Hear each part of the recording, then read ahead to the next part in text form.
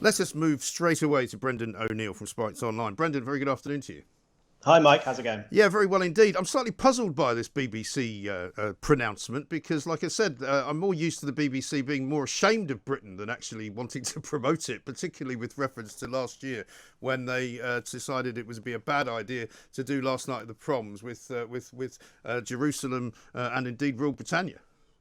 Yeah, I'm suspicious of this story for the exact same reason as you. And I heard you just a minute ago saying that it's funny that the only thing that this person could think of in relation to Britain was roast beef dinners. I mean, who eats a roast beef dinner? It actually shows how out of touch they are when they have to magic up some, supposedly classic old British idea to try and show that they're in touch with us. And all it shows is that they aren't. Well, exactly. The thing that worries me about this is that, can you imagine if the BBC in its current state made loads of new cartoons? They would be so worthy. They would be telling children how many pieces of vegetables to eat, the right pronouns to use. They'd be telling them about racism. The great thing about some American cartoons, particularly The Simpsons, is that they were always very irreverent. Yes. They poked fun at everyone. They were genuinely funny. I can't see the current BBC producing anything like that. No, I mean, Family Guy as well, and American Dad and all of those. I mean, America's been leading the way in some of these amazingly funny cartoon series, which, of course, are enjoyed not just by kids, but by people our age as well.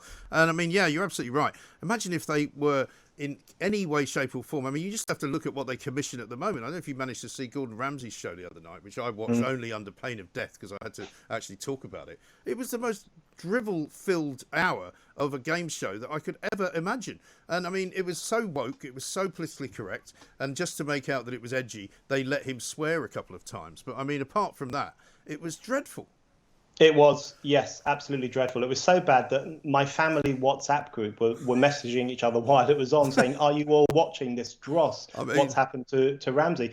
Absolutely. But, the BBC, every time you switch it on now, there's some woke stuff happening. All day today, I've been watching BBC News refer to Shamima Begum as a runaway schoolgirl who joined so-called Islamic State. Right. I mean, even their news output is not really honest. Shamima Begum, do they mean this radical Islamist who joined a terrorist movement that was enslaving Yazidi women and crucifying Christians and throwing gay people off buildings? They refer to that woman, that young woman who willingly joined this terror movement, as a runaway schoolgirl. So everything they do is couched in politically correct terms. It's very cautious. It's not honest very often, and that's one of the problems with the BBC. They're not doing what they should be doing. It's totally misleading, and they're all very excitable, aren't they, about the fact that she was groomed into this particular horrendous, ghastly lifestyle that she decided to adopt, which, as you say, included not only taking part in violent acts, but torturing women, cheering her husband on as he beheaded people, and all sorts of real horrors that went on out there in Syria. But they're not that interested in anyone who's been groomed back here in this country, because that's politically incorrect for them to talk about. That's absolutely right. And this is a really good example of how language is used and misused by organisations like the BBC and others. The cultural institutions in this country and the left in this country, they shed more tears over the alleged grooming victim, Shamima Begum, than they ever did over working class girls who were genuinely groomed by vicious gangs and raped and abused. That was a story that was very often pushed under the carpet. People didn't want to talk about it, including the BBC, who was never very happy talking about it. And yet when it comes to Shamima Begum, all we hear is that she's a victim, she was led astray, she's a grooming victim, we need to bring her back and help her. The double standards are staggering. And this is one of the reasons people are losing faith in institutions like the BBC, and they probably don't trust it to produce a good cartoon, just like they don't trust it to produce honest news. No, exactly right. And I mean, again, as you say, the kind of the focus of everything that they do now is bizarre. I mean, yesterday I think it was the Telegraph who had the story saying that they're trying to attract now more working class people, as if they're a kind of entity that they've never met before. The way that they were describing how they were going to do it. I mean, it's very simple to me. Surely all you do, if you're the BBC, is you go into communities of this country, regardless of colour, and you look at kids who might be underprivileged, and you try and encourage them to take part in some kind of apprenticeship scheme, and you award them the ability to go and work at the BBC. It's not difficult. You don't have to suddenly go, how do we find these people? Does anyone know anyone who might be working class? I mean, it's like it's a complete mystery to them.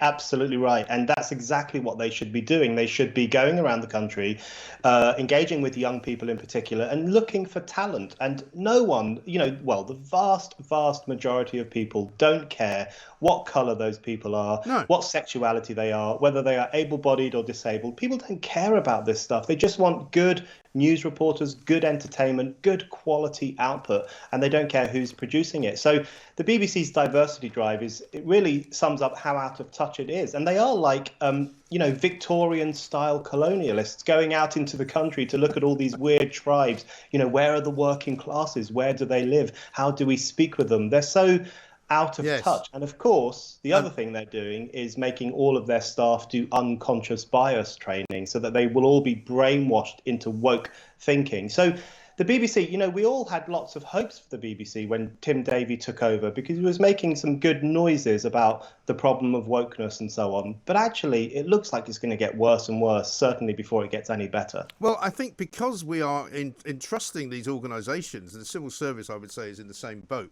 to people who are all the same. They've all come out of the same education system. They've all come out of the same box, effectively. They all think the same way. They really are actually intellectually in the minority in terms of how they think and what they want out of life. They're all pro-EU. They're all Remainers. They're all lefties. They're sort of living very well, thank you very much indeed, because they've got wealthy parents. Because I wonder about whether this is a thing, that a lot of these kids who end up going to work at the BBC can work for not very much money because mummy and daddy are quite well off.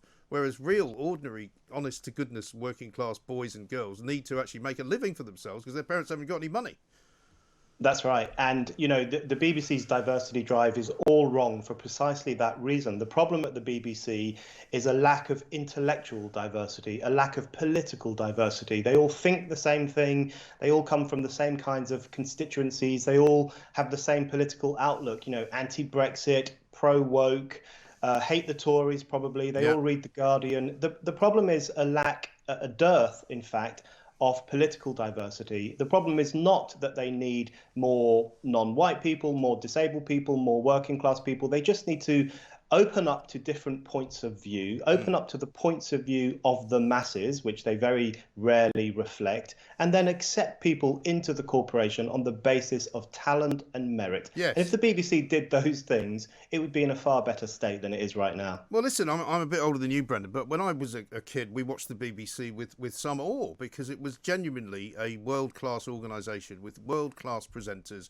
very, very intelligent people who had literally no bias whatsoever. Now, I mean, you can't even watch the one show without getting some kind of ludicrous piece of advice about, something that they're trying to push politically. Yeah, and I had the exact same experience. When I was growing up and generations before mine, we weren't BBC bashers. We weren't necessarily. We weren't against the idea of a public broadcaster, which would, stand a little bit above the fray, would work to a different standard to everyone else. That's in principle, that's a good idea. A broadcaster that takes on board the needs and interests of the public. But the BBC has stopped doing that. That's the problem. It no longer reflects public opinion. In fact, it's horrified by public opinion very often. Oh, yeah. It no longer gives the public good, well-structured news, good entertainment, good quality programs. It's become this sniffy, aloof organisation which looks down its nose at the public. And when a public broadcaster starts doing that, we know it's in trouble. Absolutely right. And they're getting in the neck today about this show Pooch Perfect that they put out last night, which apparently, I can't imagine who agreed to this one, where they had a load of people dyeing the hair and the fur of dogs to make them look different. I mean, it seems entirely bizarre. I don't know who's picking these shows that they're putting out now, but it just seems ridiculous. Completely bizarre. They flip between doing painfully worthy things, the way in which their nature programs, for example, which used to be the envy of the world, and in some cases they still are, but they've become so worthy, always. Oh, Country Farm is a nightmare, isn't it? Yeah, it's all about climate change. It's all about how destructive humanity is. So they either have these incredibly painfully worthy TV shows, or they have this kind of dross, this kind of dumbed down entertainment, which they think the people want. Yes. So they don't really know what they're doing. They've got an identity crisis, and that identity crisis will not be solved by becoming more and more woke. They can only solve it by actually getting back to their original raison d'etre, which is to provide the public of this country with very high quality programming. Yes. So if you were able to talk to this Patricia Hidalgo woman and disavow her of her belief that roast beef dinners are the only British cultural things she can think of, I mean, what are British cultural icons these days? I mean, what would you say that they are? Well, I think she needs to get out into the country. She needs to talk to the kinds of communities who voted for Brexit, and particularly the younger people who voted for Brexit, and the younger generations who love American cartoons and grew up on American cartoons. Right. I've got a brother who's much younger than me. They grew up on these American cartoons, The Simpsons, SpongeBob SquarePants, all this stuff. I love SpongeBob. I thought that was great. It's very surreal. It's very funny. It's ridiculous. It's irreverent. But it's very clever as well, though. Yeah, and very clever. And kids in this country love those cartoons, not because they are enamored by America, but because they're good and they're funny. And that's the kind of thing they probably would like the BBC to produce. But I doubt very much that most of the younger generations around this country would trust the BBC to be able to do that. So, they need to put their money where their mouth is. If they're honest about this, let's see if they can produce a world-class cartoon series on a par with The Simpsons or South Park, which I know is for adults, or something like that. Let's see if they can do that. They should see if they're really up to the task, and if they're not, then they need to have a word with themselves. I mean, can you imagine South Park? I mean, they'd have to pass it through the diversity department, the hate department, probably the kind of the crimes department against literacy. They'd never get that out on the BBC. Absolutely, it would be pared down to about 1 minute out of 15. Oh, South Park. I mean, that's the real test of all of this. South Park would not be commissioned by the BBC. It would not be aired by the BBC. If a British a bunch of cartoonists in the UK tried to make something like that, it wouldn't make it through their processes, because South Park is gloriously irreverent. It is super un-PC. It mocks all aspects of wokeness. It even makes fun of transgender ideas. Can you imagine the BBC promoting anything that makes, pokes a bit of fun at the idea of transgenderism? Absolutely impossible, because they are beholden to the religion of wokeness, and they see anyone who criticizes that stuff as a heretic. So that culture is not conducive to creativity. That's the problem. If you want creativity, you've got to give people free rein to make fun, to ask questions, and to kick against orthodoxies. And until the BBC gives people that kind of free rein, it's not going to produce anything of that quality. No, exactly right. Now, we're getting it in the neck from somebody called G. McMahon, who says, no one eats roast beef dinners. Just shows you how out of touch Mike Graham and Brendan O'Neill are, to be honest. It's a staple meal in Yorkshire. Well, it would be in Yorkshire, because that's where they have Yorkshire pudding, presumably. Well, I have a roast dinner every now and then, and I'm sure lots of other people do too, but it's not the symbol that it once was, and that's what's revealing about the BBC's comments. The national meal, you were saying earlier, some people say it's chicken tikka masala, curry takeaway. It's probably a doner kebab, actually, isn't it? Yeah, it's shaken up. It's changed. People's attitudes and tastes have changed over the years. But of course, people still eat roast dinners. The point is that the BBC, in latching onto that as the one thing they could think of, demonstrates that they have no understanding of the broader British culture and no understanding of how British culture is changing and what young people want when they watch funny TV shows. No, exactly right. Well, we shall continue in our quest, Brendan, to get people to tell us what they think British culture stands for. But thank you very much indeed. Brendan O'Neill there from Spiked Online. He's the editor there. What is British culture? What can you tell the BBC to focus in on? And also, isn't it a bit ridiculous? It's a bit like Keir Starmer, isn't it, coming out and saying, oh, I know, I'll tell you what I'll do to appeal to the great British public who have left the Labour Party to vote Conservative. I'll tell them that we're going to wave a couple of Union Jacks around, and then I'll put on a decent suit. I'll make sure I don't look like a tramp so they won't confuse me with Jeremy Corbyn. And then they'll make me Prime Minister. Well, no, Sir Keir Starmer, you can't just wave a flag and everybody goes, oh, yeah, look at that. He's proud of his country. Clearly not proud of your country, and neither are the BBC, and neither is Patricia Hidalgo. But let's hear it for British culture. Let's find out what it is. What's it all about? I mean, I don't really care for the British Broadcasting Corporation to only make programmes about Britain. That's not the point.